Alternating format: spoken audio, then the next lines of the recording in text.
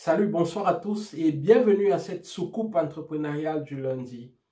Les soucoupes entrepreneuriales du lundi vont passer chaque lundi à partir de 24 heures, heure de la Turquie. Il sera alors 22 heures au Cameroun. Il sera alors 22 heures au Cameroun, 22 heures en France, 22 heures au Tchad, 22 heures en République centrafricaine, 22 heures au Gabon, 22 heures au Congo et probablement 21 heures au Sénégal, en Côte d'Ivoire, au Togo, au Burkina Faso. Pour les autres pays, vous allez certainement comprendre quelle heure il peut être chez vous lorsqu'il est 24 heures en Turquie et 22 heures au Gabon. Et parlant du Gabon, je dis merci à mon conseiller Afrique Moral pour tous ces éclaircissements, pour tout le soutien qu'il apporte à ce projet. Aujourd'hui, la soucoupe entrepreneuriale s'intitule « Arrêtez de parler, passez à l'action ». Arrêtez de parler, passez à l'action, c'est l'un des chapitres de mon livre « Le Business Model Canvas », publié en 2018. Arrêtez de parler, passez à l'action. Pourquoi arrêter de parler, passer à l'action? Parce que, en fait, lorsque on veut se lancer dans un projet entrepreneurial, par exemple, comme certains d'entre vous qui voudraient commencer dans le business de l'import avec les produits de la Turquie, on en parle parfois beaucoup plus qu'on agit. On en parle à plusieurs personnes, on raconte son projet, on dit comment est-ce qu'on va le lancer, on parle de beaucoup d'aspects du projet et tout et tout. Tout ce que vous dites peut être très intéressant, mais ça peut également être frustrant si vous ne commencez pas quelque chose. Alors, c'est bien d'en parler, mais alors, l'essentiel est de passer à l'action. Et puis, faites attention à ceux qui pensent que le monde est binaire. Ceux qui pensent que le monde est binaire, je m'explique. C'est ceux qui divisent le monde en deux. Ceux qui ont raison et ceux qui ont tort. Les bons, les mauvais. Ou alors les bons, les méchants, ainsi de suite, ainsi de suite. À chaque fois, on divise le monde en deux parties. Le monde n'est pas binaire. Il y a plusieurs options dans le monde. Et ça se comprend parce que nous avons été influencés par la catéchèse chrétienne notamment, qui dit qu'il y a d'un côté le diable et de l'autre côté Dieu. Donc du coup, il n'y a pas généralement d'intermédiaire. Et même dans la religion chrétienne, on parle encore du purgatoire. Il y a l'enfer, il y a le paradis et il y a le purgatoire. Et si on en parle, ça veut dire que justement, il peut y avoir une transition. Il n'y a pas que deux côtés. Le monde n'est pas binaire. Le monde est multi. C'est-à-dire qu'il peut y avoir plusieurs compartiments dans le monde. Donc, dans ce que nous faisons, il n'y a pas nécessairement, soit nous avons raison, soit nous avons tort. Nous pouvons ne pas avoir raison et ne pas avoir tort et être situés quelque part au milieu. En plus de ça, les gens qui sont binaires, très souvent vont vous dire, lorsque par exemple vous décidez de vous marier, vous choisissez votre épouse, n'est-ce pas? Et il y a certaines personnes qui seront réticentes, qui vont vous dire, non, vous faites mal, c'est un mauvais choix, il ne faut pas épouser cette fille et tout. D'autres vont vous dire, ok, c'est bon, tu as fait ton choix, oh, elle est jolie, ou alors du moins elle est gentille, il faut l'épouser, c'est bien et tout. Bon, maintenant, qu'est-ce que vous en pensez? Pensez-vous que ce sont les premiers ou les seconds qui ont raison? Que ce soit les premiers, que ce soit les seconds, personne n'a raison et personne n'a tort. C'est juste des points de vue. À la fin, en utilisant ces points de vue, vous pouvez décider, peut-être, si vous étiez déjà prêt à vous marier, vous pouvez décider d'attendre encore un an. Là, vous êtes en train de choisir un peu le milieu.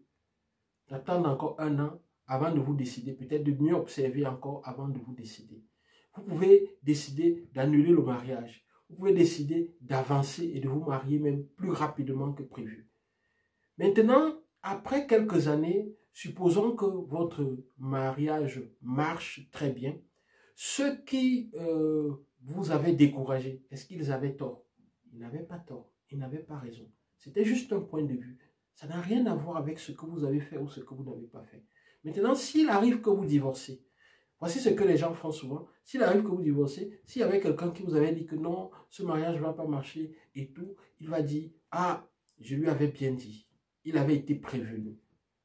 Ça, c'est pour vous faire regretter votre choix, pour vous faire regretter votre décision. Mais en réalité, vous n'avez rien à regretter. Vous avancez dans votre vie. Un chanteur camerounais disait, on ne refait pas sa vie, on continue seulement. Donc, vous n'avez pas à regretter cela. Parce que de toutes les façons, il n'est pas Dieu. Ce qu'il a dit, c'est son opinion et rien d'autre. S'il peut apporter des arguments et tout, vous allez étudier des arguments et même, aucun argument n'est un argument définitif. Seul Dieu a le dernier mot, pour moi, pour ceux qui sont croyants. C'est-à-dire qu'on soit musulman ou chrétien, on reconnaît que Dieu a le dernier mot dans notre vie. Donc là, on ne peut pas dire que le monde est binaire, c'est-à-dire que raison ou tort. Ceci pour revenir à la pratique entrepreneuriale, c'est quoi? C'est que lorsque quelqu'un vous dit votre projet est bon ou mauvais, ça ne veut rien dire. S'il vous dit votre projet est bon, parce que ceci, parce que cela, alors c'est ce que vous devez écouter, les raisons qu'il évoque. Votre projet est mauvais parce que ceci, parce que cela, écoutez les raisons qu'il évoque. Maintenant, est-ce que c'est parce qu'un projet est mauvais qu'il doit être abandonné? Non, si vous y tenez, vous essayez juste de tenir compte des arguments qu'il donne pour parfaire votre projet. Est-ce que c'est parce qu'un projet est bon que vous devez rester dedans? Non. Si à un certain moment vous ne sentez plus le projet, vous arrêtez. Ce n'est pas parce que tout le monde dit que le projet est bon qu'il est nécessairement bon. Après, bon, c'est quoi? Bon par rapport à vous, ou bon par rapport à ce que vous voulez faire et ce que vous voulez réaliser pour le monde et pour votre vie. Alors, je vais vous lire un paragraphe dans le livre pour la suite. Est-ce que vous attendez le bon moment pour vous lancer? Les échecs servent à tester des idées. Il n'y a pas de créativité sans échec. C'est Aaron Wexler qui le dit. Ça, c'est une citation en début de paragraphe. Parce que dans le livre, dans plusieurs paragraphes, il y a des citations en début de paragraphe. Je dis ceci dans le livre. Lorsque vous donnez du lait à votre enfant, la température du lait doit être idéale. Ni trop froid, ni trop chaud. Vous devez attendre le bon moment. Pour votre lait entrepreneurial, la vérité c'est que la température idéale peut être une illusion. Donnez-vous les moyens de dicter vos lois au moment de votre lancement. Ne cherchez pas le bon moment, il n'existe pas. Le moment sera bon ou mauvais en fonction de ce que vous en ferez. Donc c'est vous qui transformez un moment en faisant qu'il soit bon ou qu'il soit mauvais ou qu'il soit moyen. Bref, ça dépend de ce que vous en faites. Maintenant, est-ce que vous attendez la bonne idée? Si vous attendez la bonne idée, écoutez ceci. Vous cherchez la bonne idée, cherchez plutôt le bon problème. Et même, votre idée ne vaut rien du tout. Ce qui compte, c'est la manière dont vous allez l'exécuter. Seth Godin disait en ces termes, une idée ne vaut rien. L'argent se trouve derrière l'exécution. Ce n'est pas l'idée qui donnera du succès à votre projet. Une idée ne fait pas gagner des millions de nos jours. Parce que des idées, il y en a tellement. Et Seth Godin qui l'a dit, vous savez ce qu'il a fait après? Il a mis 999 idées de business gratuitement sur Internet. Donc, si vous voulez frapper Seth Godin, les 999 idées d'affaires de Seth Godin, vous allez trouver ces 999 idées d'affaires. Peut-être là-bas, vous pouvez trouver une idée que vous allez voir comment exécuter. C'était une manière pour lui de dire que les idées, il y en a partout. Ce qui peut donner l'argent, ce qui peut faire la différence, c'est la manière dont on exécute cette idée. Maintenant, est-ce que vous attendez le bon associé? Si vous attendez le bon associé, à la page 117 du livre, le Business Model Canvas, voici ce qui est dit. Lorsque l'on trouve la bonne personne, s'associer est une chose superbe.